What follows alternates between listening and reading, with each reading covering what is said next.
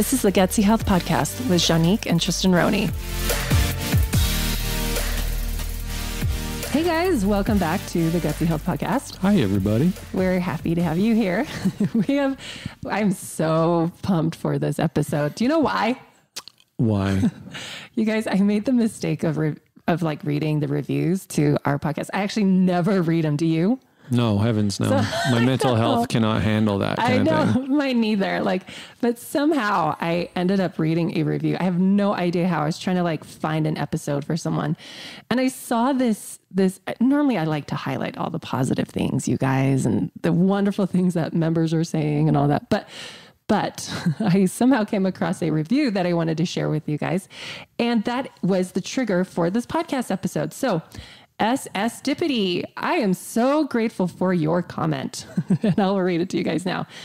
SS Dippity says, I've been enjoying listening to the perspective and advice offered in this podcast, and there's some great information, but listeners be wary. It's peppered with sensationalized and sometimes outright false information. The hosts are obviously experienced in their own health and healing journeys, but don't think that they have any health education. So take their medical advice with a grain of salt.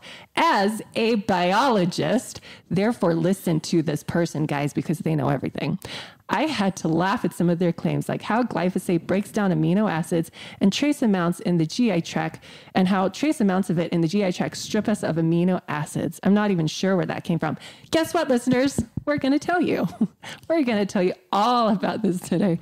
Anyways, he or she continues to say, I think she was getting confused with how glyphosate inhibits amino acid synthesis in plants and some bacteria.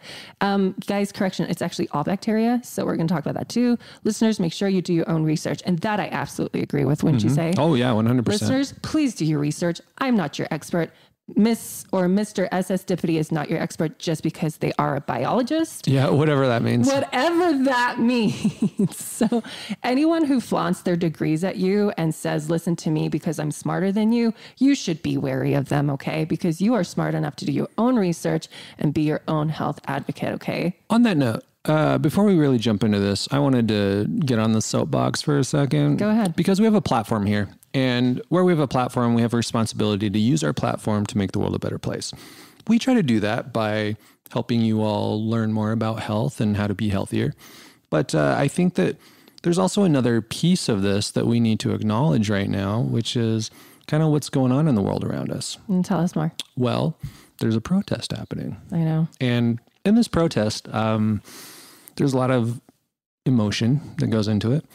And a lot of debate about the relative merits of the protesting, right? About Black Lives Matters. Yeah. But I think it's really important for us to acknowledge something that applies to all of us, regardless of the color of our skin or our political background. Absolutely. And that's that we are all fighting very similar battles. For some reason, I can't catch my breath. Okay. So one of the biggest things that we are always advocating for on this podcast is medical freedom, right? Yeah. That nobody should be able to tell us what to do simply because they have authority, right? Or simply because they have, a title, right? Or a degree. And we believe strongly that individuals are the best experts on their own health and that they should have the final say in their own health. And now we are seeing on the world stage a very similar thing play out where people are protesting for the right to be treated like everybody else, basically, right?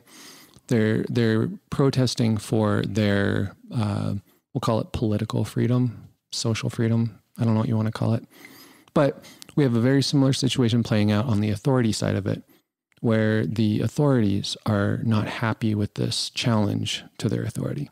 Right. And they are coming up with all of the reasons they can possibly think of to tell these people to sit down, to stop talking, to be more appreciative of what they have, and so on and so forth. And what I would want to say to everybody that's listening to this right now is that if you believe in freedom, if you have ever been the victim of oppression in any form whatsoever, whether that's being told that you have no business participating in your own health, or whether that is in the political sphere, I think that you have the obligation here to hear these people out and to recognize that their struggle is your struggle. Yep. And that's all I want to say about that. I don't feel like I have the words to talk on it, actually. Okay. I mean, I don't want to come across uneducated, but what I will say is that I'm just listening and I'm learning and we are trying to reach out to more Black people in this field and people of color. And we want to get them on the show. And I will say that I am trying to do my part right now by listening to the right people. I'm trying to get my sources from Black people's experiences. And I think that's important, that we don't listen to anyone else other than a Black person and just say, what are you feeling? What are you experiencing? That to me is the most important thing about this right now. And there is literally no area in your life where you should accept that authority gets to make all the decisions for you. Right. Okay. Because the system that might benefit you in one part of your life is the same exact system that's going to oppress you in a different part of your life. Yep. All right. The hierarchy that tells people at the bottom of the pyramid to shut up and to do what you're told, take your medicine, right. is the same exact hierarchy that is hurting other people right now. Right. But totally. It's all about a hierarchy of power. None of us are free until all of us are free. Exactly. So you might think that the system is your friend because you happen to agree with them on a certain point, but the system is not your friend. No. Unless you are a docile and obedient follower. Participant. Exactly. And we're not about that here. We're not. We're about listening to each other's stories. I feel like some of our clients, the most healing they have gotten is by listening to other people with their symptoms. Their doctors have gaslighted them and they have gone online and they've spoken to people, and ordinary people like them have given them answers and they've healed themselves. Yep. All right. That's where the power is. The power is in our stories and collectively sharing our stories and listening to each other. And that's it. That's all I want to say about that. Yep. So on that note, we always encourage you to challenge yourself, to learn more, to dig deeper, to not accept the narrative that's been handed to you. Right. And that's what we're doing right here with the glyphosate. Yep. All right. There's a mainstream narrative that glyphosate is fine. It's just a bunch of hippies that are being overly dramatic about this, and that they don't know anything about research. So they're just blowing everything out of proportion. Right. We're going to dive into that. So yes, before we talk about glyphosate, you guys, we need to talk about the history of research. And I shared this online a week ago, so I'm going to share it again. What went wrong with research? What went wrong with unbiased scientific researching, basically?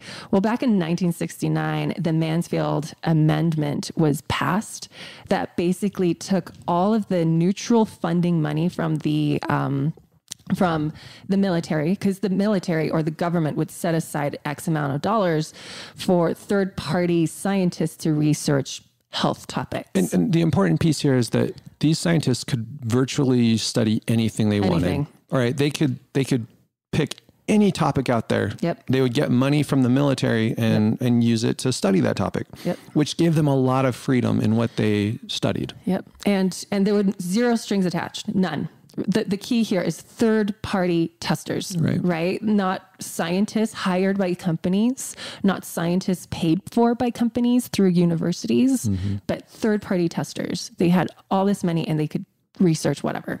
And then it was taken away. And that was taken away. In one fell swoop with the Mansfield Amendment. Yes, the Mansfield Amendment in 1969. And so what did that leave us with? It left us with a bunch of scientists with no money. And so what did these big companies do? They came in and they said, hey, you can test us. Let me give you some money and then you can test my product. And so what happened, strings started getting attached and the integrity of research started fading. Now, before you get defensive, if you're in the research field, we're not talking about an explicit like conspiracy. No. Like we're going to give you money and you're going to say good things about our product. Right. It maybe happens that way sometimes, but usually that's not how it happens. No. What happens is subconsciously people know who is feeding them, so to speak. Right. it's very difficult to form a negative opinion about someone who is giving you money. And that is going to affect the research in subtle but very prominent ways, because it's going to affect the way that you design the research study. Yep. It's going to affect the types of variables that you take into account when you're doing the study. Right. And in the end, it's going to affect the general flavor of the report that you give. Right. Because we know the research shows on the research that when you are being paid to study something, you are far more likely to come to a conclusion that is positive in favor of the people paying you. Yep, exactly. So again, and if you guys have heard me talk about this before, I've shared with you how these lobbying agencies, the ones that are paid for by like McDonald's and Coca-Cola, they have obviously, they find their own researchers. And what they did was they said, don't look here. Like sugar is not your enemy, because these are mass producers of like processed foods and high fructose corn syrup, right? They say, don't look here. It's exercising. You're supposed to exercise to lose weight. You can keep consuming high fructose corn syrup and soda and you're fine. And so that's how we have all of these like health laws being passed by these lobbying companies. They also said, oh, fat is the real problem. You Yes. just need to cut out all the fat from your diet. Fat and carbs and sugar is fine. And we did it. We cut out sick. so much fat from our diets in the 80s and 90s. Yep. Oh, we did. And now we have so many health issues. And we're fatter than ever. But going back to glyphosate and why is this law important? Why do we need to understand why this happened? Well, now we don't have these third-party testers telling us, oh, okay, glyphosate is good or glyphosate isn't good, right? There's also these other issues with trade secret laws protecting companies from sharing their trade secrets. So we have an issue studying each individual component of these ingredients in glyphosate. Like Roundup, right? So Roundup's going to contain a whole bunch of different things in it. Glyphosate obviously is in there. But because Roundup is a product of theirs and they have trade secrets, they're not required to basically give you the recipe for the Roundup. Well, and there's also adjuvants in Roundup that are called POEA and AMPA. And this, I'm going to bastardize this terribly, you guys. Polyethyloxylate taloamine and aminomethylphosphoric acid. That one I got. They are major metabolites of glyphosate, and yet we have no idea how much of it is in the ingredients, and so we can't measure it because of the environment and because of all of these protected trade secrets that the manufacturers are protected with. So how do we know how instrumental these things are when we can't study them efficiently? Therefore, there are flaws in research. So there's flaws in both sides. The company that holds the trade secrets that pay for their own scientists to study it, and then outsiders trying to study it, but they can't study it properly because they don't know the exact ratios of the ingredients in there. Right. But in spite of that, we actually do have some research on it that is worth talking about. Right. Well, and we also have like the health history of millions of Americans who are struggling with their health issues. Again, correlation doesn't equal causation, but we are seeing tons and tons and tons of correlations here, guys. So let's get into it. What was this commenter saying about, amino acids not being stripped away?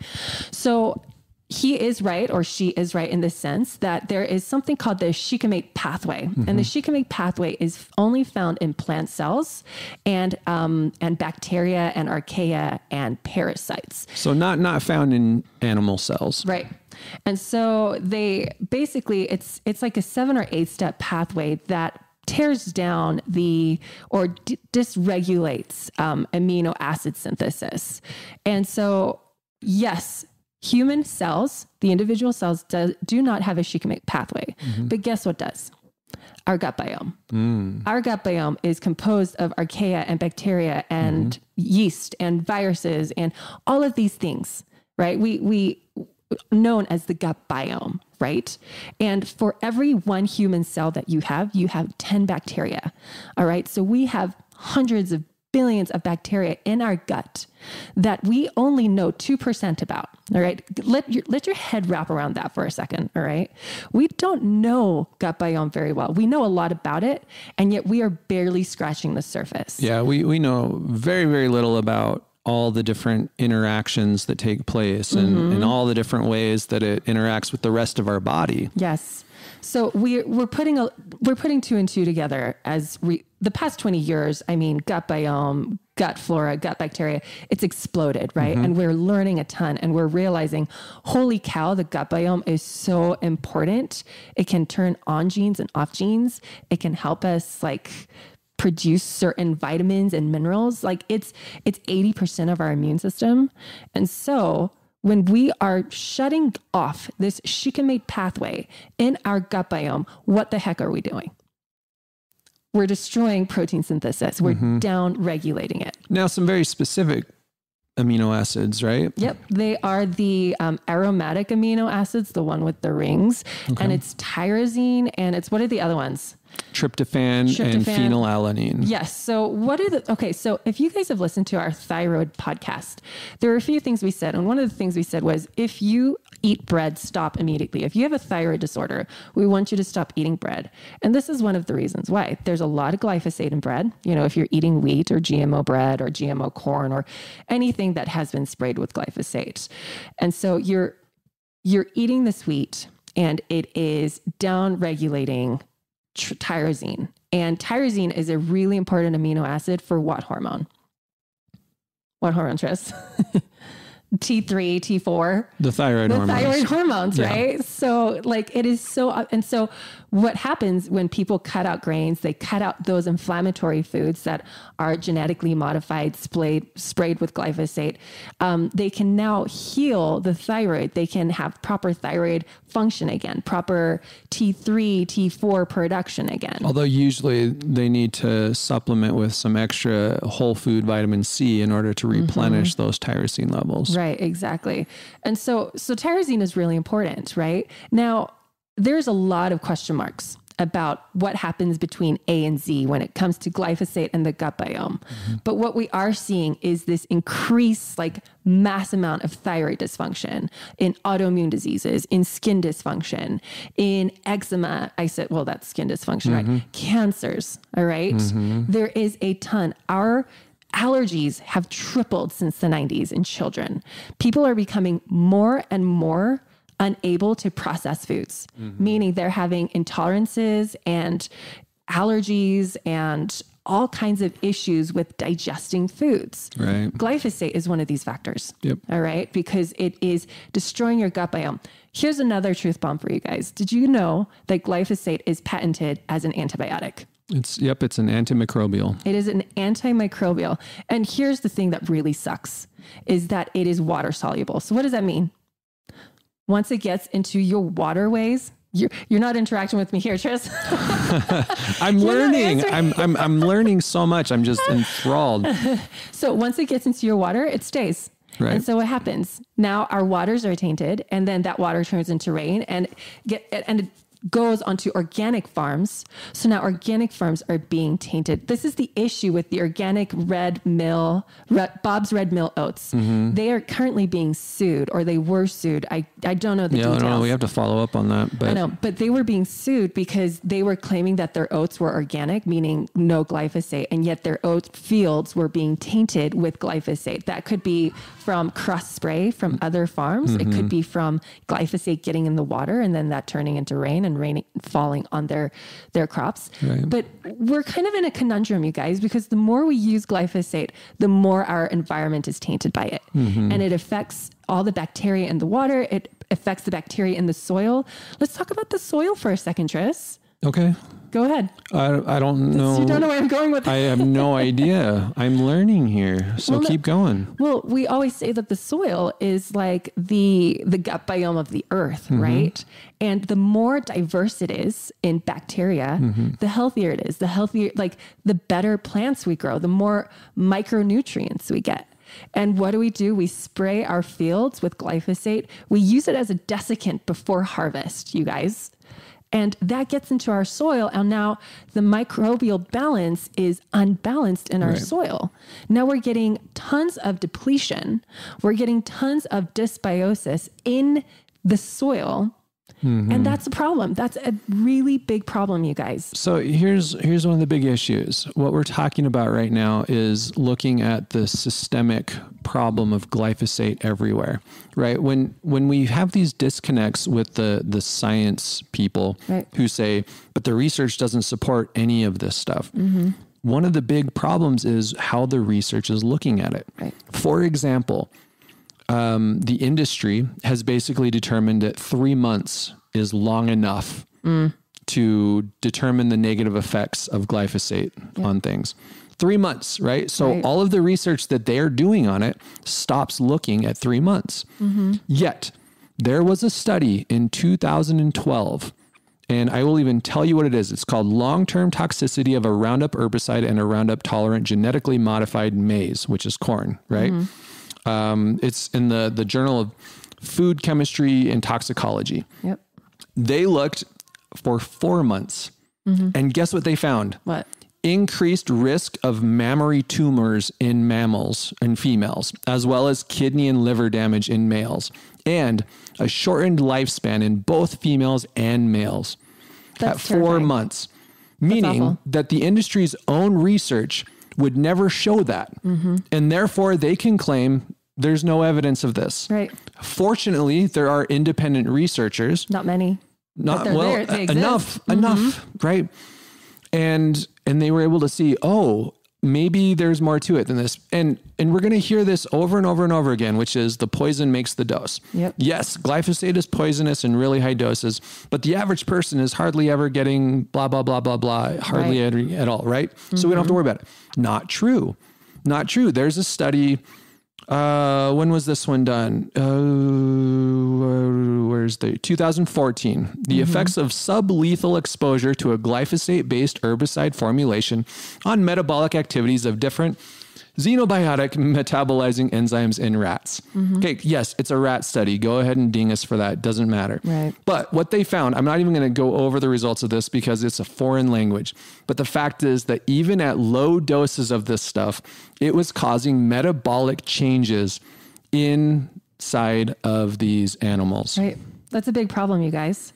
Okay, so I'm going to quote a Dr. Jean DeBrant, who is also a fancy smancy biologist, but she's also a physiologist too, and a nutritionist, an herbalist, and a clinical nutritionist. And so what she said in one of her presentations is she says, and I'm going to read from it, glyphosate has strong antibiotic activities, especially against lactobacilli, bifidobacteria and enterococcal. I'm just destroying these. Can you pronounce that one? I'm not a bacteria specialist, Gut. Where am I here? Right here.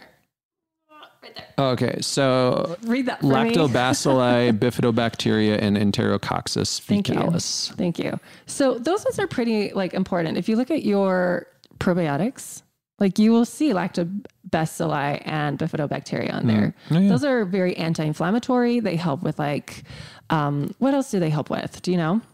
The different probiotics? Yeah, the lactobacilli especially. Oh, I don't know the specific differences between them. I'll be honest. I'm not an expert on the probiotics, but generally speaking, the different probiotics are helpful for everything from digestive health to brain health. Right. So... Okay, so here's what lactobacilli does. I just looked it up, you guys. I'm not this specific genome expert. Is that even the right word? Because I'm not a biologist, guys. But it does say here on the interwebs that lactobacilli is the most common probiotic found in foods such as yogurt. It helps to maintain human well-being. It helps to maintain human well-being, as well as it can help treat diarrhea, vaginal infections, skin disorders such as eczema. So look up all of these different biomes and see how important they are for your health, and then avoid glyphosate as much as possible. Tristan, you wanted to talk about cytochrome P450 and so you may, if you have like a really incredible memory, or you just recently listened to our episode on CBD, you may remember us talking about cytochrome P450, right? Because that is how your liver breaks down CBD, cannabis, THC, all that stuff. As well as medications. As well as a whole lot of other things. In fact, it's basically how your liver helps to break down all what they call xenobiotics, right? It's a detoxification process. And we know that Roundup or glyphosate causes a 50% reduction in CYP enzyme levels. That's so insane. It cuts our liver's ability to break down foreign substances by 50%. That's a ton. And how is that going to affect us? Well, let's say that you get exposed to a toxic metal of some sort. Bam. 50% reduction in your ability to clear that out of your system. And now you might end up with toxic metals, which can cause everything from cancer to brain damage to you name it. Well, and think about all of the phthalates that we're exposed to, perfumes, chemicals, substances, and our soaps, shampoos. Yeah. I mean, just walk into a public bathroom and it's just like spraying yucky chemicals at you that smell like fake flowers, right? Like all of these things, our liver has to detox. Otherwise it just builds up in us. How many people have chemical sensitivities? They can't deal with perfumes because they get headaches, right? It's this toxic buildup. Now, you also mentioned that a lot of medications are broken down by the CYP enzymes. And so if you're the kind of person who is on several different medications, and then on top of that, you're being exposed to a bunch of glyphosate, your ability to properly metabolize those medications could be impaired. Right, exactly. And that could really mess with your ability to not get toxemia or some kind of illness because of all these medications. Right. Certain scientists are linking glyphosate, or they're trying because some scientists come out with some research and other scientists bash it, right? So scientists are saying that glyphosate is linked to a lot of cancers because we know that the gut biome are immunomodulators, right? And so when you destroy that, when you create gut dysbiosis, you don't have a proper functioning immune system. And so you get more infections, you get more inflammation, you get all of these issues. I keep having clients ask me, because I would say the majority of our clients, they come to us with gut issues. I would say 9 out of 10 of our clients that come to us have an inability to digest food properly. They have heartburn, they're bloated, they're gassy all the time. They're uncomfortable when they eat, they have indigestion, and they ask, why do I have this? And in a nutshell, I say, well, aging and inflammatory foods. Glyphosate is an inflammatory molecule on these inflammatory foods.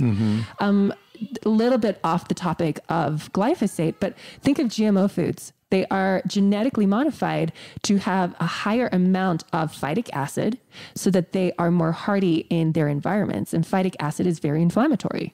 So you take more phytic acid in your gut, you throw in some glyphosate, and now you have the perfect storm of decreasing your gut biome that actually breaks down your food and helps you break down phytic acid.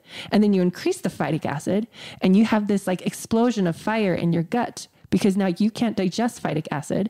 And down the line, you're going to have a food allergy or a food intolerance to foods that have phytic acid. All right. It's a big hairy mess. Yep. All right. And glyphosate, I wouldn't say is the center of it, but it's, and I always go back to this. Carlin, she talks about the building that's on fire. When your building's on fire, you want to put on as many hoses as possible. And I always say, okay, now look for the people that are throwing gas canisters on that fire, because there's no point in putting out that fire with water if people are throwing gas. Glyphosate is one big gas canister, guys.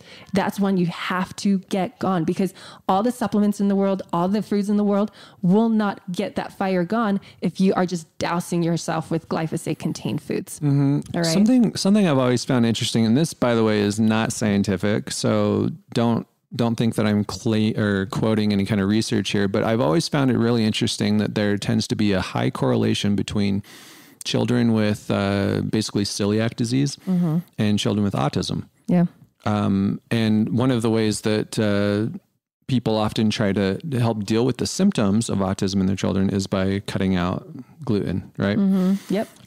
So what's really fascinating is that they've looked at what they call biliary excretion, which is, how much bile your body is pumping out in response to its environment. And they have found a link between this factor and impaired kind of what they call heme synthesis. So it's how your body deals with iron. Yeah. And an autism or also multiple chemical sensitivity. Yeah.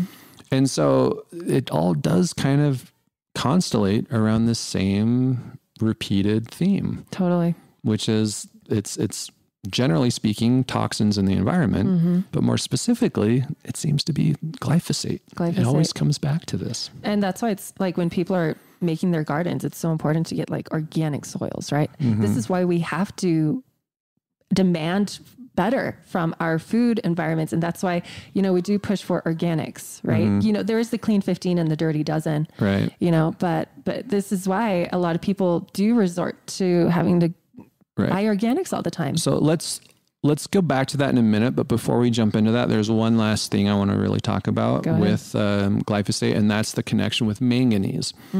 Now, I don't know if we've talked a whole lot about manganese on the show. No, we haven't. But one of the really, really important functions of it is that it helps support the function of the pituitary. Right. Now, the pituitary, if you haven't heard us talk about this, is kind of like the manager, we'll say, for your thyroid, your adrenals, and your sex glands, ovaries, testicles, whatever it is you have. And if the pituitary is not functioning properly, then you either get too much or not enough signaling to these different sex hormone glands or thyroid glands or adrenals, and they cannot perform effectively. Right. So we know that glyphosate actually disrupts manganese levels in the body. I didn't even know that. Which means that it is most likely affecting pituitary function in the body. Right. Which means that if you've got thyroid issues, we already know how it's messing with your thyroid. Totally. We talked about that in a different angle.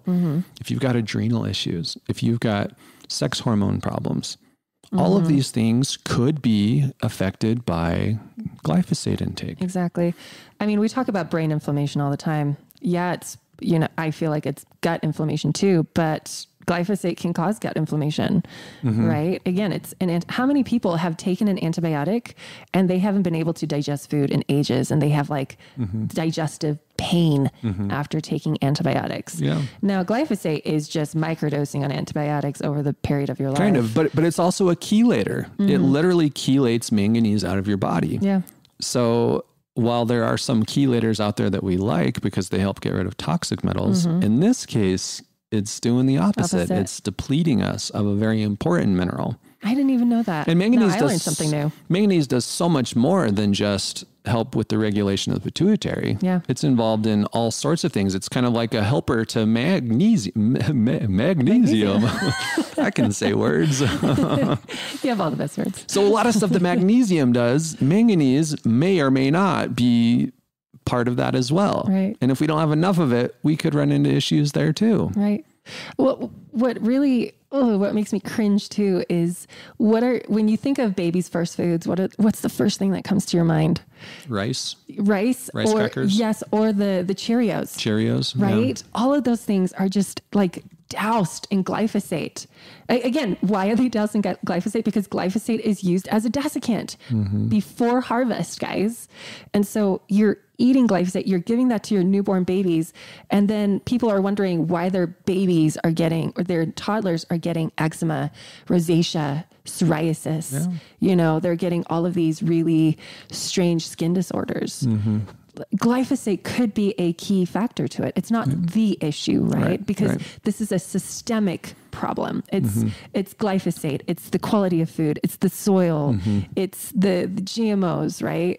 It's not just glyphosate. It's all of the gas canisters that are being thrown all together at the same time. Right. So if we look at glyphosate as one of the gas canisters, but potentially a very big one, important one, especially if you are just steeped in it. Like, let's say you live in an agricultural area where it's being sprayed constantly and you're eating conventional produce where it's just, covered in glyphosate, then that could be a major gas canister that could be related to all sorts of things. We've talked about a lot of them, but also maybe ADHD, Alzheimer's disease, autism, birth defects, brain cancer, breast cancer, all sorts of cancer, celiac disease, kidney disease, colitis. Shall I go on? Keep going. Depression, diabetes, heart disease, hypothyroidism. Now, I'm going to stop there.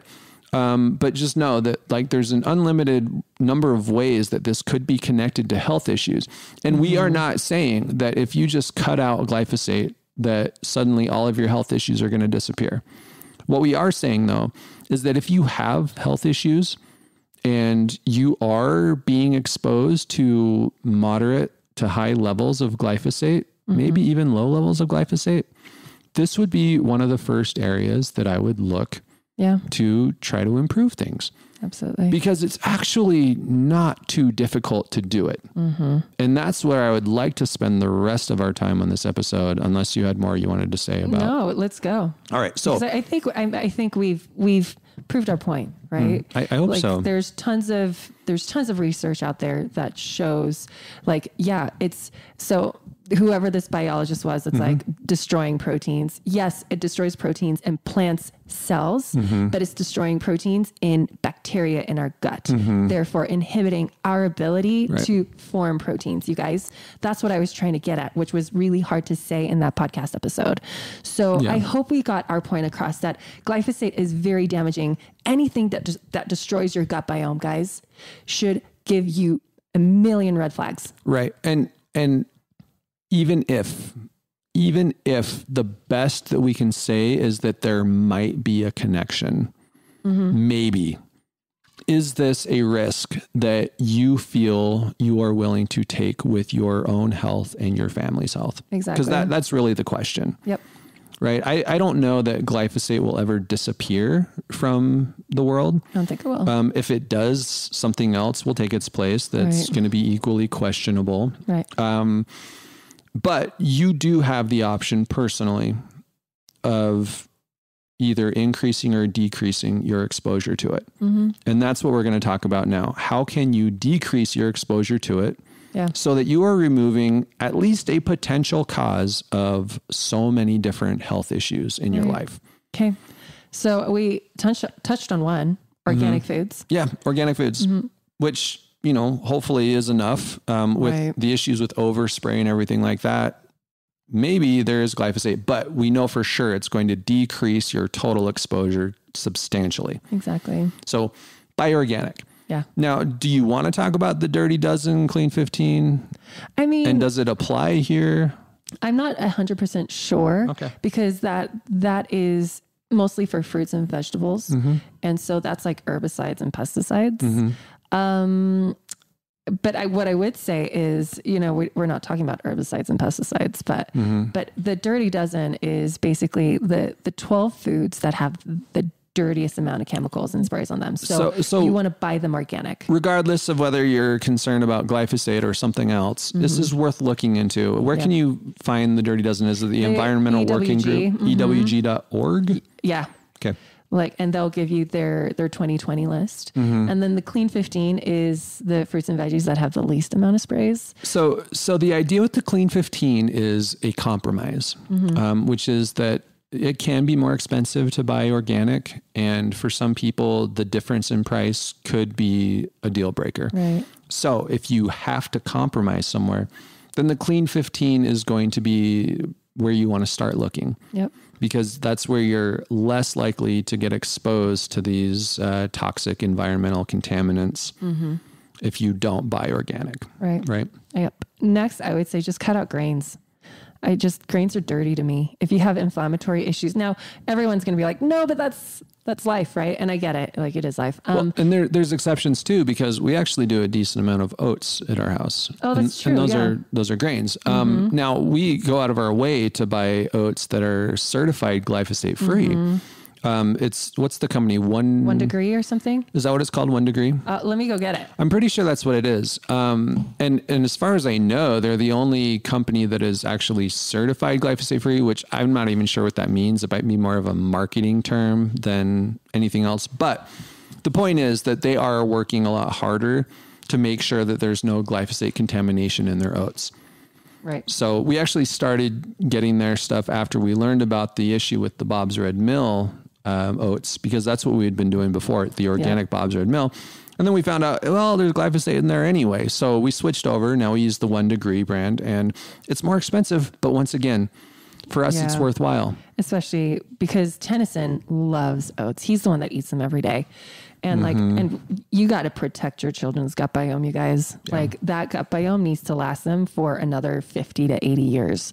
So protect it with your life. Now, that being said, most people could live without grains. So don't I don't know. If you have serious issues, especially with your digestion, it's best to just get them out. Just don't eat them. Yep. Here's a list of foods mostly sprayed with glyphosate, and it's wheat, oats, lentils, peas, non-GMO. Hold on, not that. Soybean oil, soybeans, corn, flax, rye, buckwheat, millet. So mostly sugar beets, and potatoes. There you go. So there you go. Okay, keep going, Tris. All right. Other grains that sometimes we do, occasionally rice, but honestly, I don't think rice is all that great. It tends to be contaminated with arsenic, which is a whole other issue.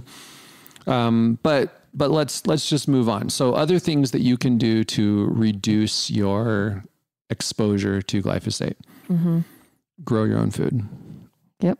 That's so simple yet so difficult. I know, right?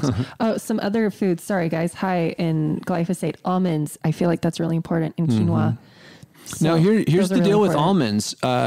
Organic almonds are insanely expensive, and they can be difficult to find as well. So hard. So most people end up compromising on that and just getting regular almonds. I've got a problem with this because almonds use up insane amounts of water in addition to having glyphosate contamination. So we're not doing good by the environment. We're not doing good by our own body. Yeah. And for what? So that we can enjoy the crunchy nut. Right. So, this is one that in our family, we're actually still kind of working on this. With our nuts and seeds. We're like 90% there. But sometimes when we can't find the organic nutso, we settle for like the keto nutso, which isn't organic. And so, we need to do better with that. Another one that's going to surprise everyone is meats and dairy. Yeah. We should talk about that because what are our cows eating now? They're eating wheat and soy and corn. And those are some of the most sprayed. And so what your food eats is what you eat. So you have to be really mindful, right? And so not only that, but they're given tons of antibiotics. So it's like, insult upon insult upon insult. So you need to be careful. So once again, though, the solution there is at least try to get organic beef and chicken, right? Yep. Even better if it can be 100% grass-fed, grass-finished beef and free range chicken. Yep. Right.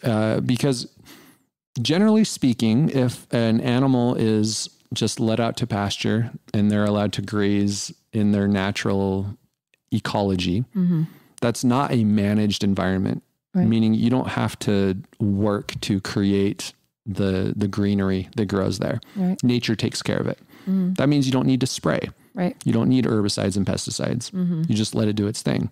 We're actually, I'm super, super excited about this. It's going to be about a month, but we've got a guest coming on the show who is an expert in how to use the natural ecology in farming practices and agricultural practices to not only provide us with delicious food, but also to make the world better. to reverse some of the negative climate issues that we've caused. Yep. So we'll talk more about that. I can't wait for that. But in the meantime, just do what you can to support grass-fed, grass-finished, pasture-raised, organic, all that fun stuff. And that will also help to lower your glyphosate exposure. There you go. What else? I don't know. Didn't think this through. No, I mean, we never plan our episodes. No. We just talk. And I think that really might be all. So actually, here's another really big one. And this is a hard one. It's one that we talk about a lot, but that is going out to eat. Mm-hmm. When you go out to a restaurant, in most cases, there are caveats, but in most cases, you are getting the lowest possible quality of food. Mm-hmm. I hate to say it, but I know enough people in the restaurant industry to know that the margins are terrible.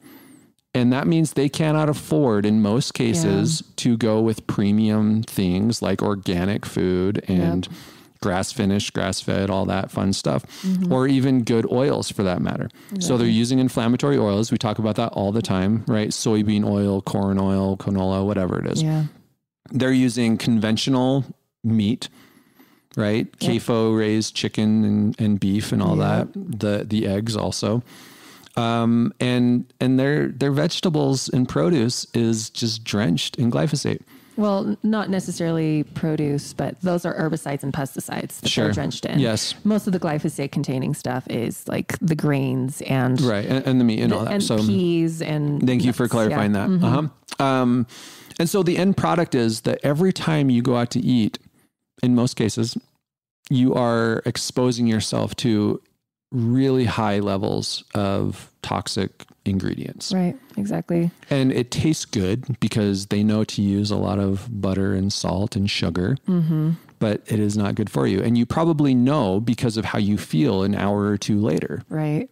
Not great. I'm going to share a story. We actually went up to Park City and we had sushi for the first time in years. Mm-hmm. And I had the weirdest thing happen to me. I'm not sure what it was from. Maybe it was like, who knows what? What is that? The thing that they enhance. MSG. It could have been MSG. It could have just been the quality of the food. But I turned to Tristan. I'm like, I think I have a migraine. Like where your vision is distorted and you can't think of words. And I'm like, I feel drugged right now and my brain feels fuzzy and I don't feel safe to drive a car. And so it was really interesting when I approached him and I was like, you know what? I think I need to go lay down because this is really weird. So who knows? Right. And I know we can feel it when we go out to eat. We need extra digestive enzymes. And I always tell my clients when I'm putting them on digestive protocols, I'm like, you will absolutely need your digestive enzymes even more when you go out or when you're eating at someone's house because of the types of oils and the sourced foods that they're getting. So just be really mindful. Okay. Does this mean you can never go out to eat? No, not at all. There are a couple of things that can help here. One of them is where you go out to eat really does matter. Yes. And some of you are fortunate enough to live in areas where you can actually go to farm to table restaurants and all the ingredients will be really good for you. They'll have their 100% grass-fed beef. They'll have organic ingredients and produce and all of that. And you don't have to worry about it as much. And you can probably tell in two ways. One of them is that you'll feel a lot better after. The other is that your bill will be astronomically higher. Right. Exactly. Which that's just the cost of it. Like all the other stuff, right? You have to decide where you're willing to compromise and where you're not. Yep.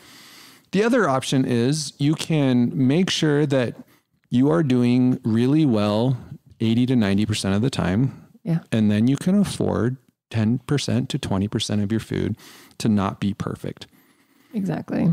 And you have to be honest with yourself to fully understand how much you can get away with. If you're really sick, probably you can get away with a lot less. Exactly. And you're going to be really tempted to fudge on that a little bit and say, well, I think I can afford to do this. I ate really well for the last 3 days. Yep. But if you're really sick, come on. It's not worth it. It's not worth it. Exactly. And what else? I think that's it. Yep. That's really great. Can I backtrack on something that I forgot to mention? Yeah. You guys, I'm really sorry. We're not very organized. Remember when I was talking about AMPA and POEA and how they are components in like Roundup? And we have no idea like what, like to what extent? Well, according to according to Jean DeBrant, she says this as well, that there are alarming findings as far as the toxicities of the AMPA goes and the POEA, because they kill cells in two ways: mitochondrial poisoning and plasma membrane damage. There you go. And so, no, it's not the glyphosate, but it's the other components as well in your Roundup that are causing damage. And if you know how important mitochondrial function is, that can make or break you, basically. And how many people have energy issues? How many people have chronic fatigue syndrome? Maybe, I don't know, that like we're still learning a lot about mitochondrial dysfunction. But we are realizing that if you have sick mitochondria, you have a sick person. You have disease, you have deficiencies, dysfunction. You're not a happy camper when your mitochondria are not functioning properly. Let's talk about plasma membranes for a second. The plasma membrane is the covering of every single cell in your body. Yep. All right. You destroy that, you are basically creating inflammation everywhere. Oh, yeah. You're compromising your cells, and that could be liver cells. That could be skin cells. That could be any kind of cell. So we want to be really mindful, right? This isn't just a debate about glyphosate. This isn't just a debate about the shikimate pathway, right? That only targets plant cells. It's much more than that. They want to make it so simple, right? And say, no, don't worry. You are unharmed by this. Look the other way. But when you go deeper and deeper and deeper, it's kind of like the iceberg in the ocean. You just see the little tip at the top, but look at the iceberg underneath the surface. It's ginormous. And there are so many things happening underneath there. So keep looking, keep researching, you guys. And again, like, don't take it from us. Do more research. Yeah. Talk to more people in this realm. One person I love is Zach Bush. Yeah. He talks about this stuff all the time. Follow him online. See what he has to say. He's like a triple certified, like, doctor and all the things. He came up with like chemotherapies. He's now talking about gut biome and the integrity of the soil. He's a doctor. Go listen to what he has to say. All right. There are a lot of really smart people in this realm that are saying the things that we are saying.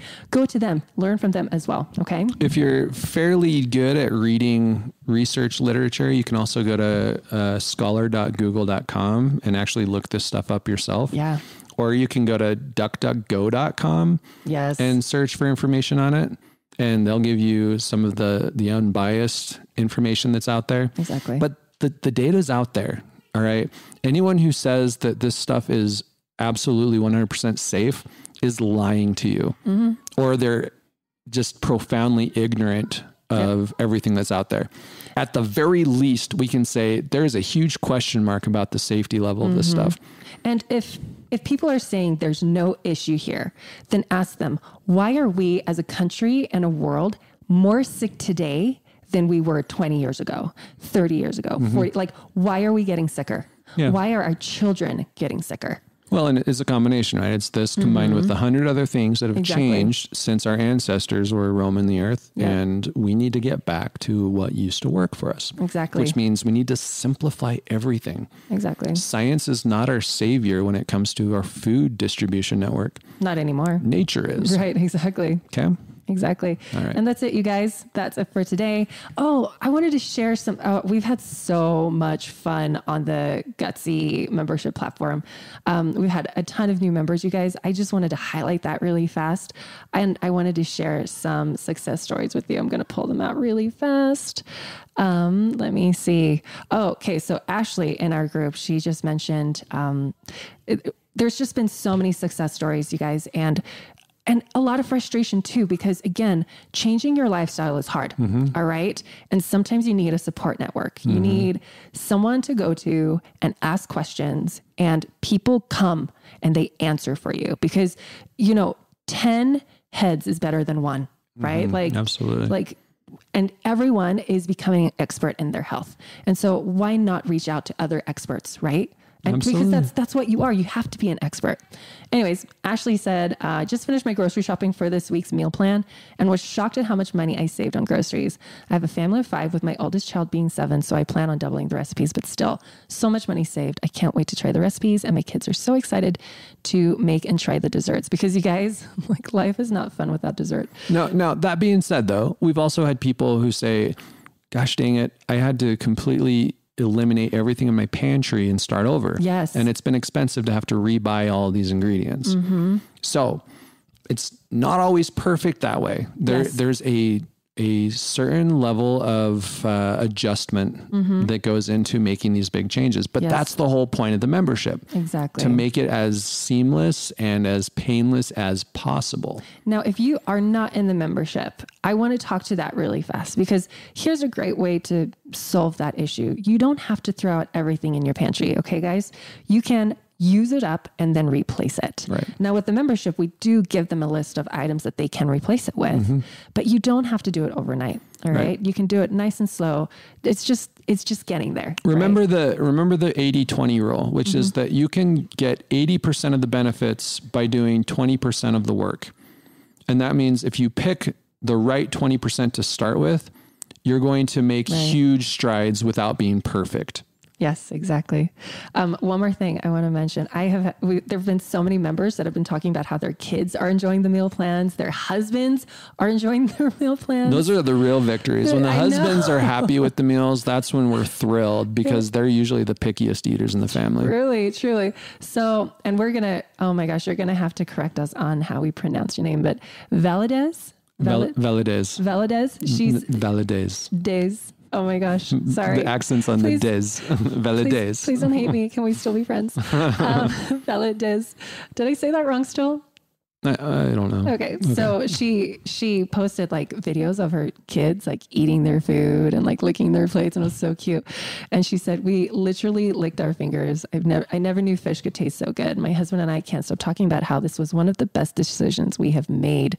Thank you so much. I have such peace of mind knowing all of our meals are set, take minimal work, healthy for us, and delicious. And tons of people are also commenting on how easy it is. Like it's minimal work.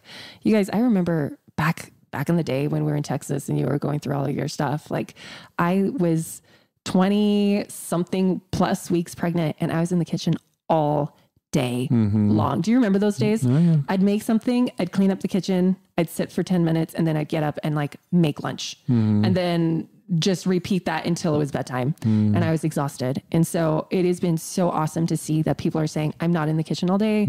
This is really easy. Like, and it can be, you guys, like you don't have to go through the mental fatigue that a lot of people had to when they were starting out, because again, you're recreating your baseline, right? So when you're trying to make healthier choices, it's going to be hard. It's going to be overwhelming. And you can take a lot of that mental burden off by joining the membership if you want. Okay. Yep. So it is there for you guys. If you want to join, you get so much great information, live Q&As.